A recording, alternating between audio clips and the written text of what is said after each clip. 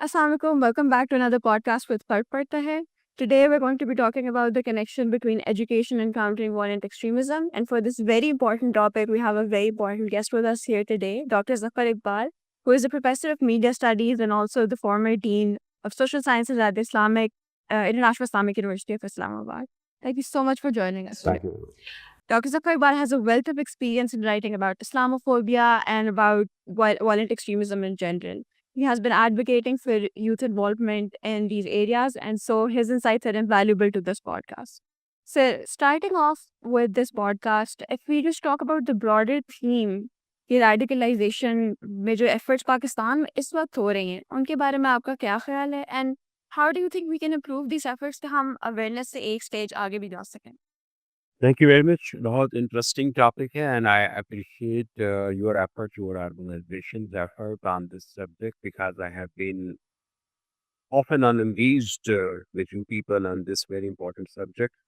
मेरे ख्याल के मुताबिक जिस लेवल का ये प्रॉब्लम है जिसको हम एक्सट्रीमिज्म कहते हैं which then ultimately turn into violent extremism, ये इतना सेंसिटिव और इतना इम्पोर्टेंट टॉपिक है कि मुझे ये लगता है कि जितनी हमारी एफर्ट्स हैं हमें उससे कहीं ज़्यादा एफर्ट्स यहाँ पे देने की ज़रूरत है। जी लेकिन as your question pertains to that whether I'm satisfied with the efforts being input being given to this subject, उसके हवाले से मैं ये कहूँगा कि unfortunately take it as one of my point of view on this subject वो ये कि हम मुझे ये लगता है कि बहुत पार्ट फैशन में एक बहुत इम्पोर्टेंट इशू को एड्रेस करने की और हम अभी तक मुझे नहीं लगता कि हम अवेयरनेस से ऊपर पे कहीं जा रहे हैं। लेकिन एड्रेसिंग वायलेंट एक्सट्रीमिज्म या addressing this the question of extremism that is still for of from us. मुझे नहीं लगता कि हम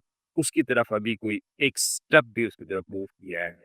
हमारे डिस्कशन के ये अवेयरनेस सेशंस होते हैं, इस अवेयरनेस सेशन में ये तो ठीक है कि we are able to steer the minds of our youth to be able to just let them know about it that what is extremism। जी और वो एक थोड़े और बड़े अनसिस्टमेटिक फैशन के अंदर टॉक शोज कर लेते हैं, कोई सेमिनार्स कर लेते हैं, कोई इस किस्म के पॉडकास्ट कर लेते हैं या कोई वॉक्स अरेंज कर लेते हैं या कोई पोस्टर उस किस्म के कॉम्पिटिशन हम अरेंज कर लेते हैं। But these are the awareness sessions only, these do not have to do anything with actually targeting this actively issue। combating. वो अभी तक हम गए नहीं हैं। अब उसके हवाले से if I'm there to work on this subject, how would I do that? मेरे लिए बहुत इम्पोर्टेंट है इस बात को समझना कि जो एक्सट्रीमिज्म है ये कोई एक यूनि डायमेंशनल कॉन्सेप्ट है। हमें सबसे पहले इस बात की समझ बिल्कुल we are extremist in terms of religion, we are extremists in terms of racial identities that we are attached with। Pakistan एक ऐसा मुल्क है जहाँ पे different ethnicities for diversity. we are very diverse in terms of our languages। अब linguistic level पे जो extremism emanate होती है या racial level पे जो extremism emanate होती है generate होती है, इन सबको या पहले जैसे मैंने किया कि सेक्रेटरियल, फिर आपके पास पॉलिटिकल पोलराइज्ड सोसाइटीज हैं में और पिछले कुछ अरसे से तो बहुत ज्यादा पोलिटिकली पोलराइज्ड। फिर ये जो हमारे मुल्क के अंदर प्रोविंशियलिज्म भी अनफॉर्चुनेटली एक बड़ी डिफरेंट काइंड ऑफ एक्सट्रीमिज्म को जनरेट कर रहा है। अब मैंने आपको कुछ शेड्स ऑफ एक्सट्रीमिज्म बताए हैं कि we have different fault lines और ये सारी fault lines actually extremist level पे पहुंच चुकी है जो कि थोड़ी सी आग लगाने से कुछ तो मैं समझता हूँ कि इस वक्त स्मोल्डरिंग फैशन में चल भी रही है। कोई हमारा दुश्मन इनमें से किसी एक फॉल्ट लाइन को थोड़ी सी आग लगा के हमारे अंदर एक बहुत बड़ा इतिहास कर सकता है। और जो extremism at the level of progression या माइल्स पे अवेलेबल है वो मेरे ख्याल है फौरी तौर पर किसी न किसी काइनेटिक एक्शन में कन्वर्ट हो सकती है। तो पोटेंशियल जो एक्सट्रीमिस्ट टेंडेंसीज है वो बहुत ज्यादा हमारे अंदर पाई जाए। अब if I had been at this place to address it तो मैं ये कहता कि आईजी पूरे पाकिस्तान से बल्कि दुनिया भर से we should put people around the table to discuss this in finally. और फाइनली हमें इनको हेड आउट करने की जरूरत है कि हमारे यहाँ प्रोविंशियलिज्म की क्या रीजंस हैं कि we are very parochial in terms of our outlook, in terms of regional identities? हम क्यों इस को इस फॉर्म के अंदर आप लेके जा रहे हैं कि मैं फलां सूबे से ताल्लुक़ रखता हूँ, मेरा हक मारा जा रहा है, और एक्सट्रीमिज़्म, और जैसे कि बलूचिस्तान के अंदर, जैसे जीवी के अंदर, कश्मीर के अंदर, बाकी ममालिक के, बाकी हमारे प्रोविंसेस के अंदर आ रहे हैं, और वो फिर एक्सट्रीमिस्ट टेंडेंसीज़ को जनरेट कर रहे हैं। अब अगर हम सेक्टेरियन की तरफ जाएँ, तो सेक्टेरियन के बड़े और पहलू हैं। पहले तो हम सेक्टेरियन सिर्फ़ 2 फैशंस के अंदर लिया करते थे कि 2 स्ट्रीम्स थी। अब वो एक के अंदर कई-कई स्ट्रीम्स आ गई है। तो मुझे ये लगता है कि we need to properly define, properly thread out the entire fabric of variables that are in fact contributing to some kind of extremist tendencies in the people, in the masses.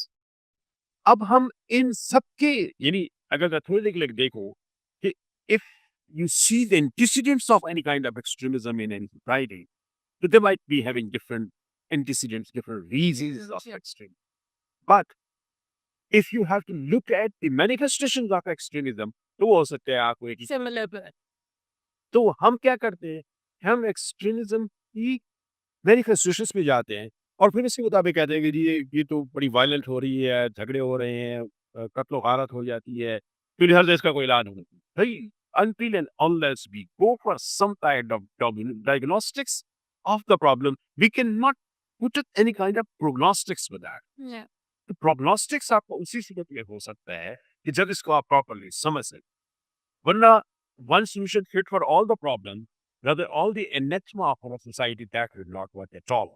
This is like, if I had been to work on it, then I would be calling people around the table to discuss this and debate it, to very finally, यानी मैं fine के हवाले से बात कर रहा हूँ कि इसको मैं कहीं एड्रेस कर सकूं कि ये नेचर ऑफ एक्सट्रीमिज्म क्या है।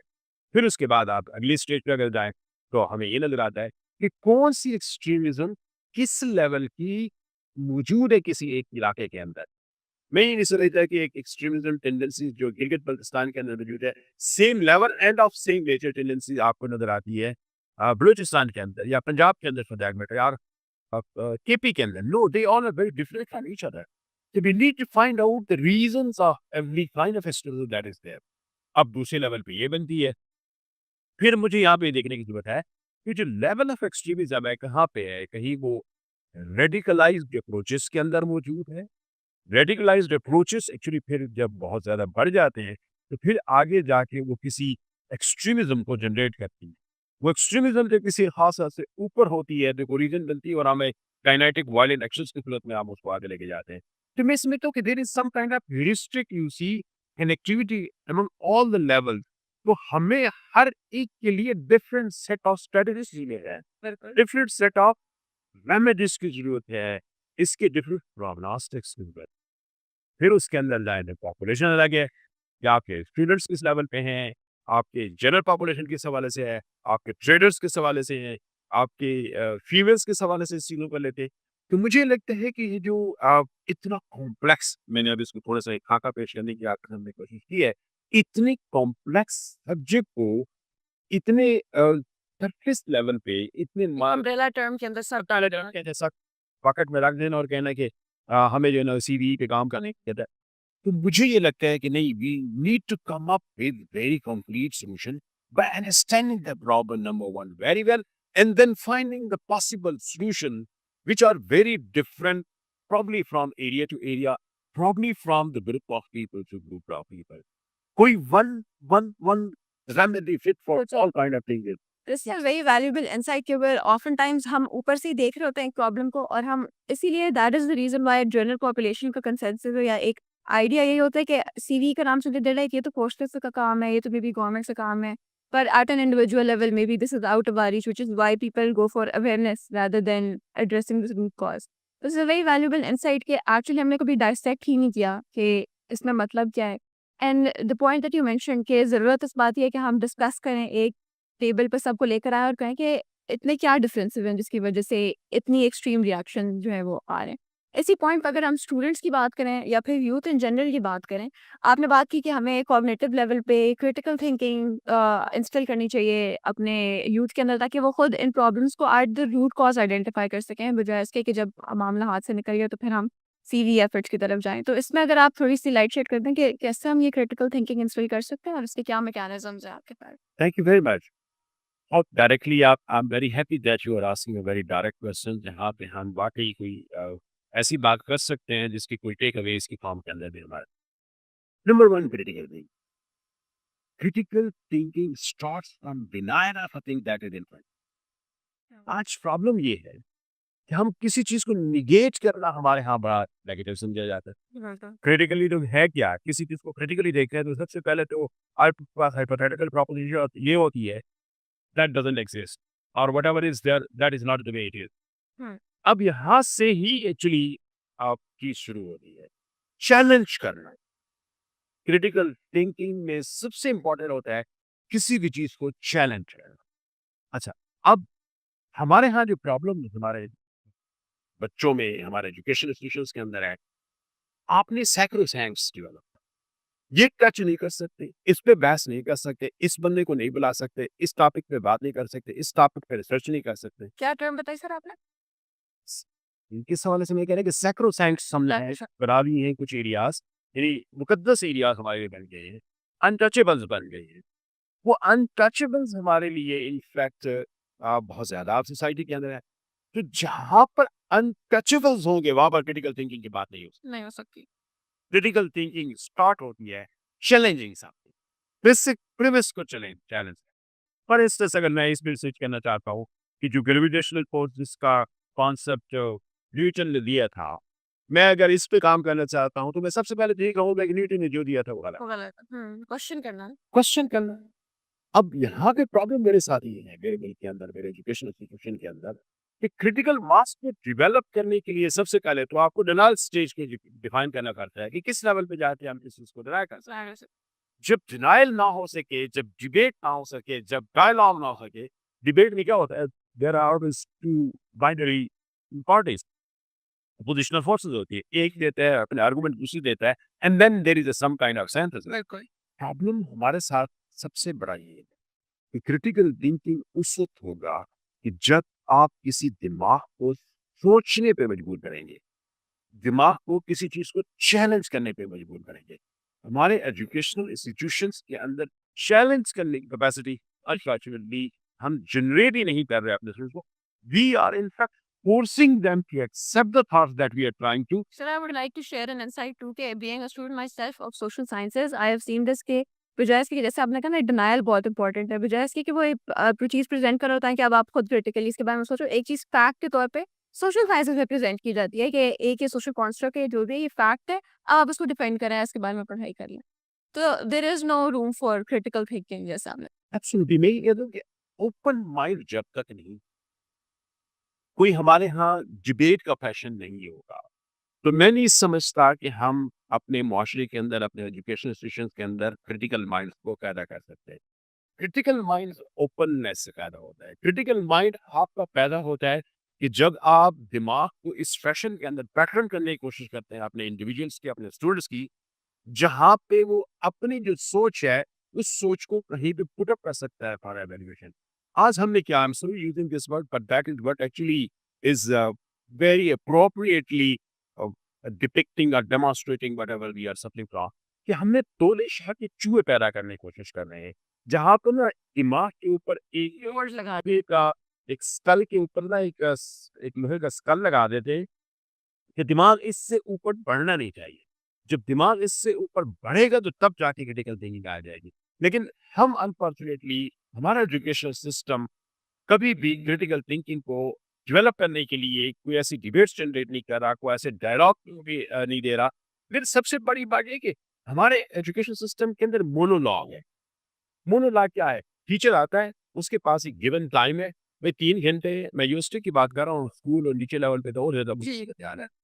मैं ये यूनिवर्सिटी की बात कर रहा हूँ, जहाँ पे टीचर आता है, 3 घंटे का आपके पास टाइम स्लॉट है, ये आपके पास कोर्स करिकुलम है और आपने इसको 3 घंटे के अंदर अपने जो भी चीज़ें हैं वो पोर इन करने हैं, एक दिमाग से दूसरे दिमाग में डालने हैं, without giving an any opportunity to challenge the thoughts that you are trying to discussion नहीं हो रही. डिस्कशन नहीं है, चैलेंज करने की बात नहीं है, ओपन एनवायरनमेंट नहीं है। तो मैं ये सोचता हूँ कि ये जो क्रिटिकल थिंकिंग है ना, that has to go through some kind of process of developing dialogue. बेशक आप अपने जो सेमेस्टर है, जो टाइम है आपके पास, उसमें कम पढ़ाएँ, लेकिन इन डेप्थ पढ़ाएँ, लेकिन उस फॉर्म के अंदर पढ़ाएँ कि उसके हवाले से जो भी इश्यू या जो भी क्वेश्चंस लोगों के दिमाग में उभर रहे हैं, उन क्वेश्चंस को डिबेट में ले आके किसी एक लाइन की तरफ अगर आप चलेंगे, तो मैं समझता हूँ कि बहुत ज़रूरी बनता है। फिर सबसे बड़ी बात है बेटा, इसको ज़रा समझने की कोशिश करें कि हमारा टीचर इस पे ट्रेंड ही नहीं है। मेरे साथ सबसे बड़ा प्रॉब्लम ये है, मेरा टीचर ट्रेंड नहीं है। आप यूनिवर्सिटी के अंदर अगर टीचर्स को देखें, what is the criteria of appointment of the criteria for appointment of a teacher is that you have done PhD, you have done MS, and then you appear before a selection board, and they, by looking at your suitability, how do you speak out, what kind of, you see, way you post yourself, on the basis of that you are selected or you are rejected. And once you are selected, the other day you are there in front of to teach them. That is actually not the way. You see, this is a very complex job. This is a very important, The most important. most important assignment. Still, you have not given him any training. You have not given him any process of engagement, rules of engagement. that क्या होंगे? Impart कैसे करना है आपने? दिमागों के अंदर जो उनकी थॉट्स हैं उनको कैसे बाहर निकालना है? ब्रेनस्टॉर्मिंग कैसे करनी है? कि सब्जेक्ट जो भी आप पढ़ा रहे हैं, उस सब्जेक्ट के जो डिफरेंट मोड्स हैं, उनको आपको वहाँ पे बताने की जरूरत है। मेरे ख्याल के मुताबिक यहाँ पे जो ट्रेनिंग ऑफ द टीचर्स है, before you are there to open up the minds of the people for critical thinking, this is very important that a teacher should be trained how to become a teacher, because ultimately teacher has to become a model for them.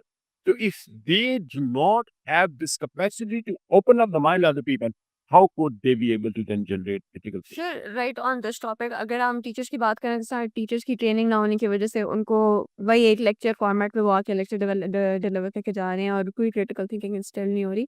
अगर हम curriculum और teacher दोनों के साथ बात कर सकें कि वुड इट बी बेनिफिशियल अगर हम करिकुलम में भी चेंजेस करें? Absolutely. जो अगली बात है ना वो यही है कि हमारे करिकुलर बेस्ड किस चीज पे है? हमारे करिकुलर बेस्ड है on amount of knowledge I would like import. मैं ये कहता हूँ, मेरे ऑब्जेक्टिव क्या होते हैं कि by the end of the day they should be able to understand these theories.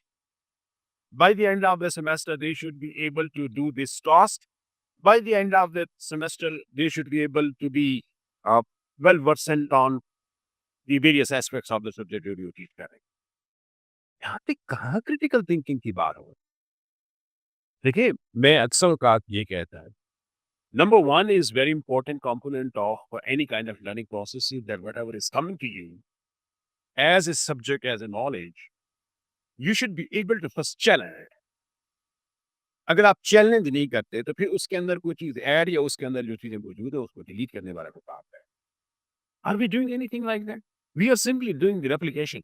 This has been said by someone and we are asking you to please accept it as such. बिल्कुल। यहाँ से कहाँ से हम कोई एक critical minds पैदा कर सकते? तो मैं समझता हूँ कि करिकुलर के अंदर डिबेट्स, हम वेस्ट के अंदर जब जाते हैं वहां पे जब हम देखते हैं तो they do not tell you the principles of something. मजे की बात इसको जरा प्लीज समझे, हम चीजों के असूल बता रहे हैं। असूल क्या है? सच बोलो, बड़ों की इज्जत करो, इस चीज को ऐसे एक्सेप्ट करो, इस चीज को ऐसे एक्सेप्ट किया जाना चाहिए, इस चीज के साथ इस तरह से ट्रीट किया जाना चाहिए। These are you call the principles of doing something. What actually is important, how to do it, how to impart and make it part of the personality of a student. ये कहाँ पे होगा? ये sector जो training के हवाले से है वो टोटल मिसिंग है हमारे पूरे के पूरे, चाहे वो हायर लेवल पे जाए चाहे वो नीचे लेवल पे जाए, मौजूद ही नहीं है।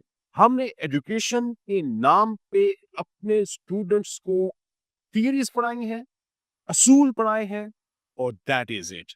बट एक क्रिटिकल माइंड बिल्ट अप करना, एक ऐसा बिहेवियर जनरेट करना जो सोसाइटी के लिए फंक्शनल हो, बेहतर हो, उस हवाले से हमारा करिकुलम डिजाइन ही बिल्कुल ऐसे। डिजाइन नहीं है, तो उससे एक्सपेक्ट करना कि उस किस्म के रिजल्ट से, that would be I think the thing that you said, मैं आप जब बोल रहे थे मैं साथ-साथ इतना इसीलिए आई वाज़ स्माइलिंग कि मैं इतना रिलेट कर रही हूँ उसके साथ। मैं कल अपने एग्ज़ाम की तैयारी कर रही थी और तब ना बुक का जो चैप्टर था बहुत लंबा था एंड आई वाज़ लेज़ी। तो मैंने सोचा कि क्यों ना मैं वीडियोज़ देख लूँ यूट्यूब पे। अब वो वीडियोज़ थी of students in universities abroad, जहाँ पे वो they were having this dialogue on the same topic.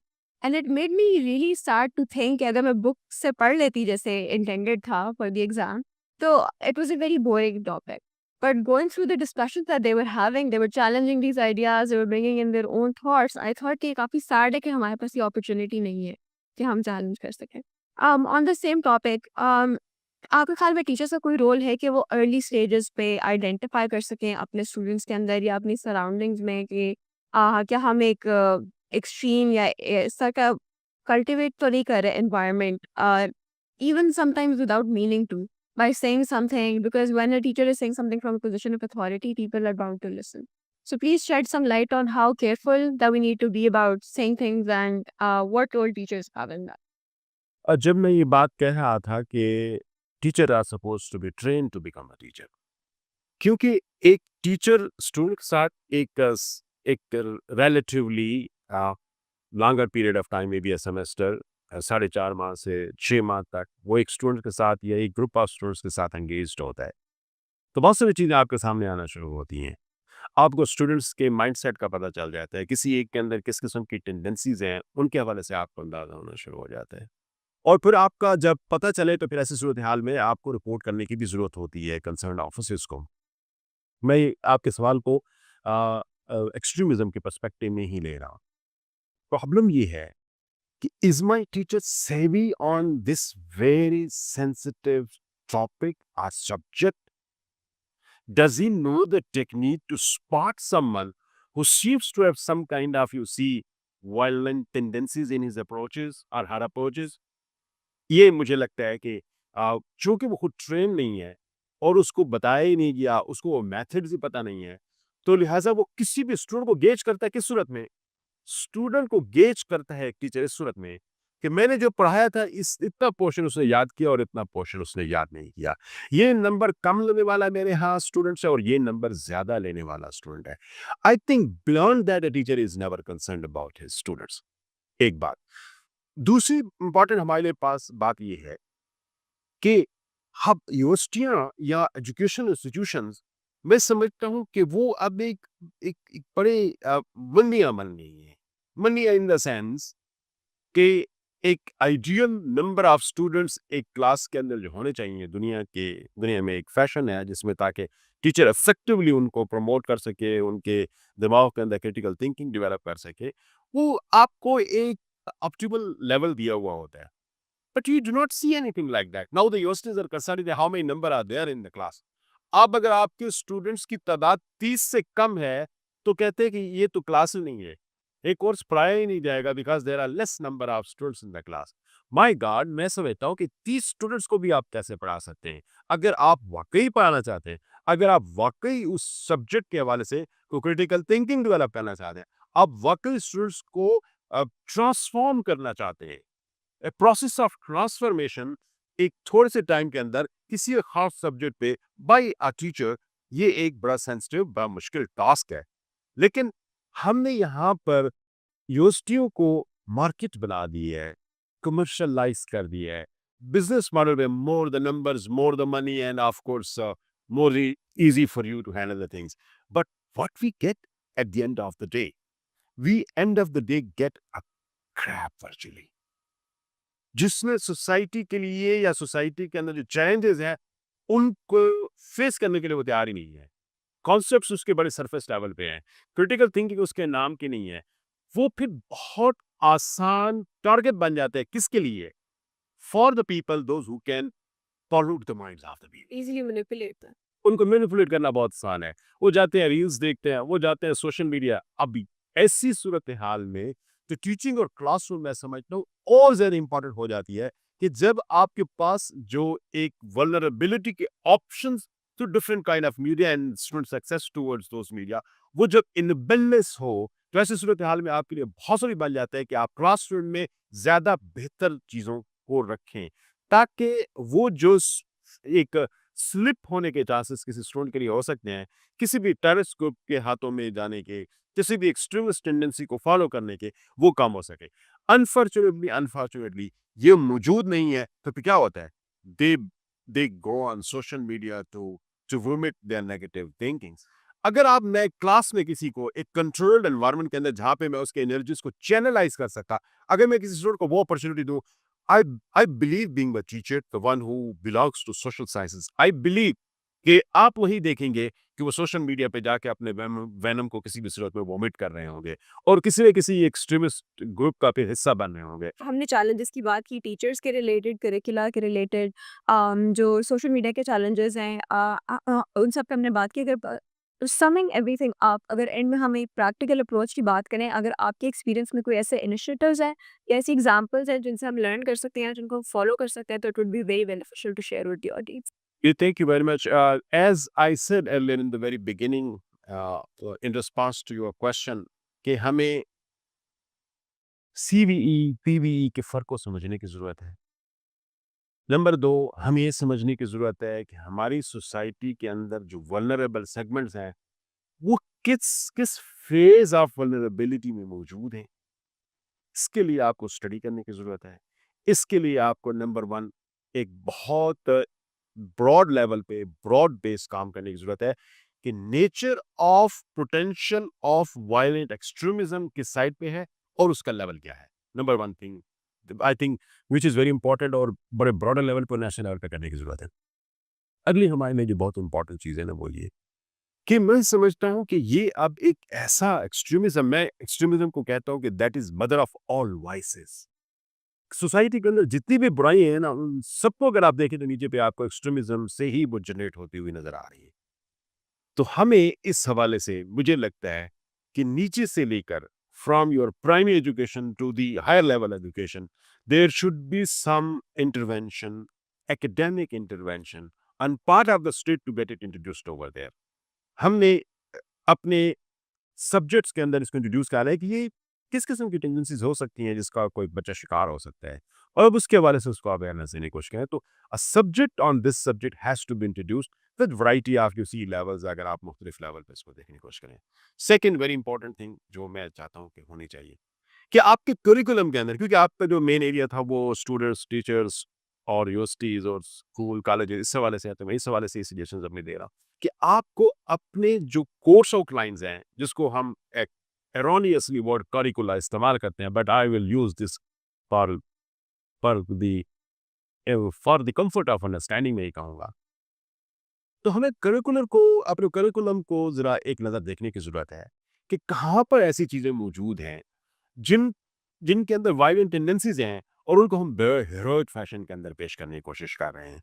हमने, मेरे ख्याल के मुताबिक, अगर आप थोड़ा सा इस चीज़ को देखें तो हमने जंगों को और उन लोगों को जिन्होंने मार धाड़ करके और ममालिक फतह कर लिया, तो हम उनको अपने हीरो के तौर पर अपने बच्चों को पेश करते हैं और वो हीरो फिर बड़ी अर्ली स्टेज के अंदर उनके दिमागों के अंदर आइडियल्स की फॉर्म के अंदर आते हैं and then they keep on you see nourishing those ideas and ideals. तो मुझे लगता है कि एक तो ज़रा हमें ये देखने की ज़रूरत है कि हमें ज़रा थोड़ा-सा वस्ताइयत, जिसे आप कह सकते हैं, ना इधर का ना इधर का, को दरमियानी रास्ते में थोड़ा-सा चलते हुए चीज़ों को आगे ले जाने की ज़रूरत है।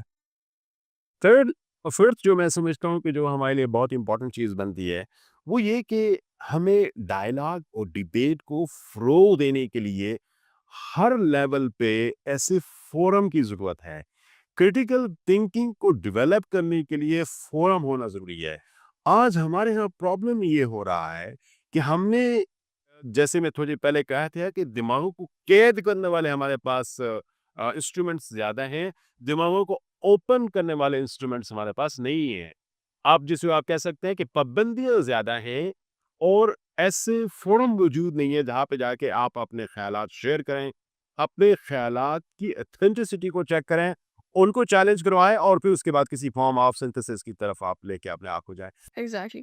आई थिंक स्टेट की भी बहुत रिस्पॉन्सिबिलिटी है, and what you mentioned in your entire जो आंसर है, what I have gathered is कि हर किसी अगर वो अपनी रिस्पॉन्सिबिलिटी फुलफिल करें तो हमारे पास ये आई ना जो पोजीशन अब बन चुकी है। So basically talking about the influence of media, like you said, it's really important कि हम कोई गाइडलाइंस इस्टेब्लिश करें हर चीज़ यहाँ पे बिज़नेस मॉडल पे चल रही है, चाहे वो यूनिवर्सिटीज़ हो, universities are just trying to fill in numbers, social media पे जस्ट व्यूज़, अगर ट्रेडिशनल मीडिया की बात करें तो सिर्फ टीआरपी पे है।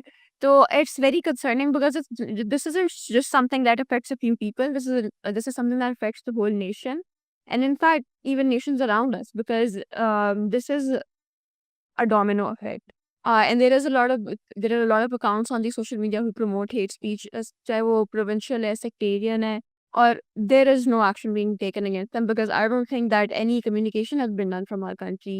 Okay, this is a concern for us and this needs to be changed. So if you could just give us your closing remarks and then we could say goodbye to the podcast. I would like to say that thank you very much. This is a very good initiative. At least we have started talking about very sensitive subject like this. और मैं अपने students को जो viewers हैं उनको ये ज़रूर कहूँगा कि हर चीज़ का एक दूसरा पहलू भी होता है।